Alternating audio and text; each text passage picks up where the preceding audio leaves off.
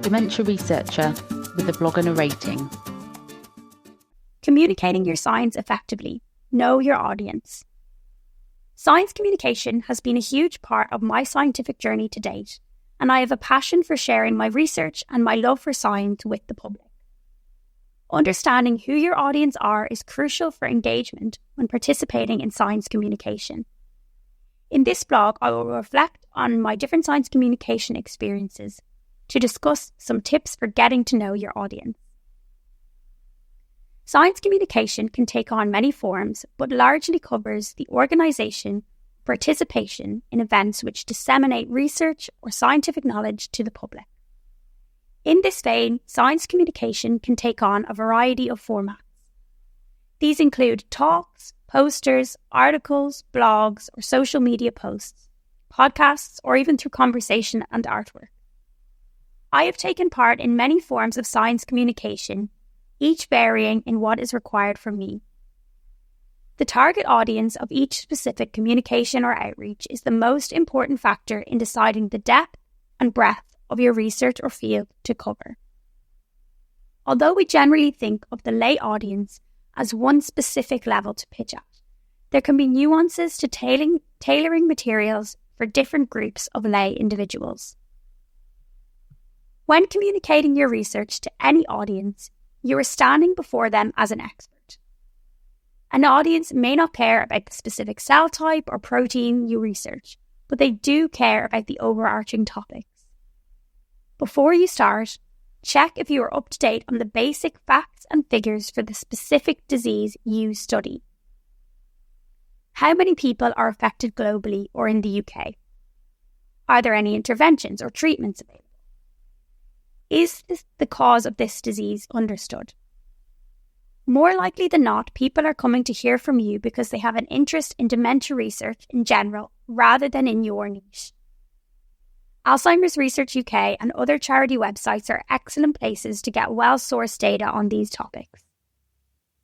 Having some pre-prepared answers that don't make sweeping claims will benefit you, making you more at ease. It can also remind you to put your research in context. On this note, before you speak to the public, always check the news for any breaking headlines about your field, such as new drugs or policy decisions. These can often inspire audience questions.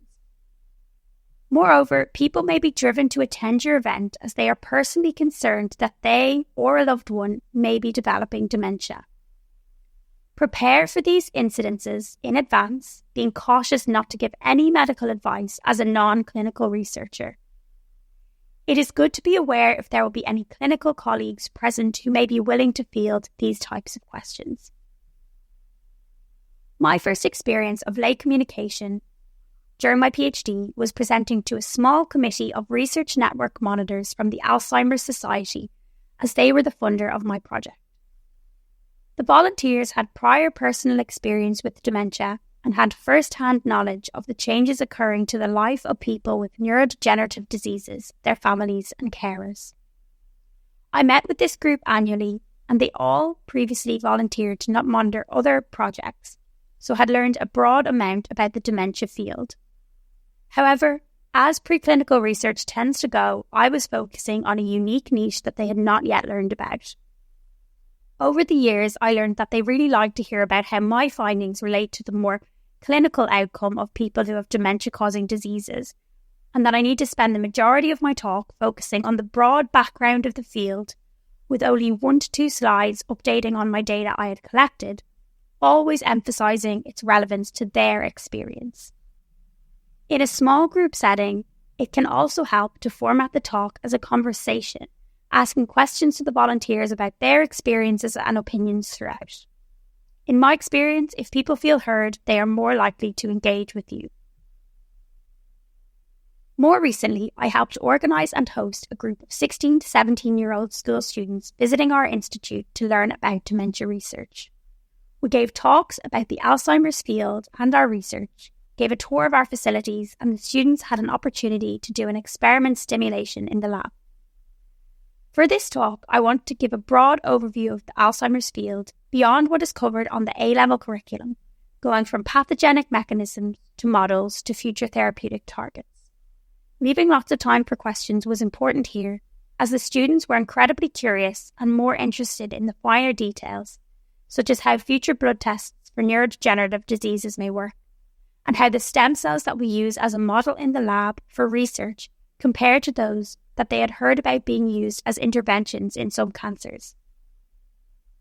When communicating your science to young people, they will often be interested in understanding how to become a scientist, so make sure to prepare some career-related material. Take these questions as compliments that you have inspired the next generation.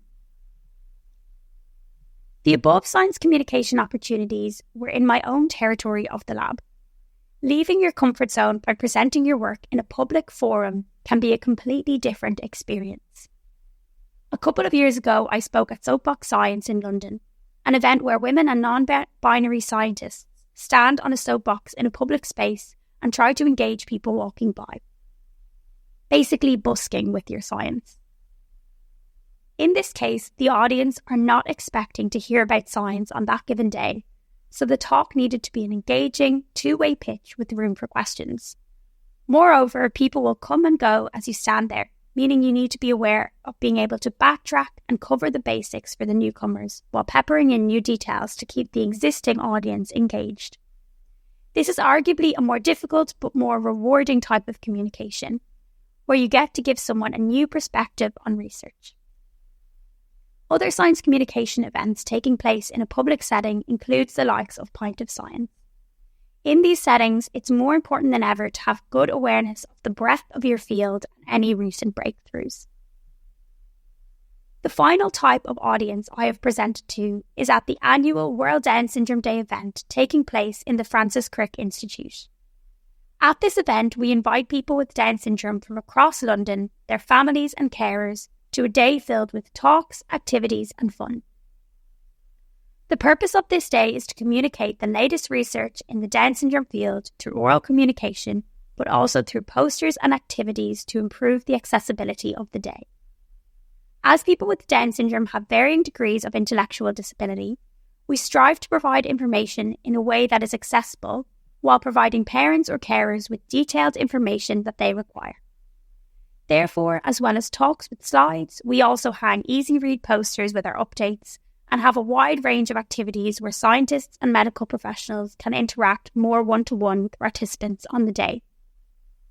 Even if your event is not specifically for people who have accessibility needs, always consider if making your communication event more accessible will help your audience. Finally, I want to stress the importance of language in science communication. The words we use can have a huge impact on our audience and can hold a lot of weight with the public. Be aware of how to refer to people experiencing neurodegenerative disease and those participating within research.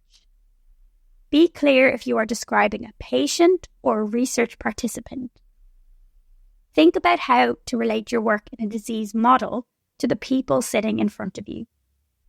You should educate yourself on terms that may have historically been used in research papers to describe the disease or condition you study, but may no longer be publicly acceptable. When in doubt, use person-first language. Upsetting or alienating your audience should be avoided at all costs. The majority of our research is funded by charities or government agencies, and therefore we owe it to the public to be respectful and knowledgeable in our communication. I hope I have persuaded you that there is not one generic lay audience, but an array of settings where tailoring content and style will really help you be successful in your science communication. Thank you for listening. Join the Dementia Research bloggers and share your own views.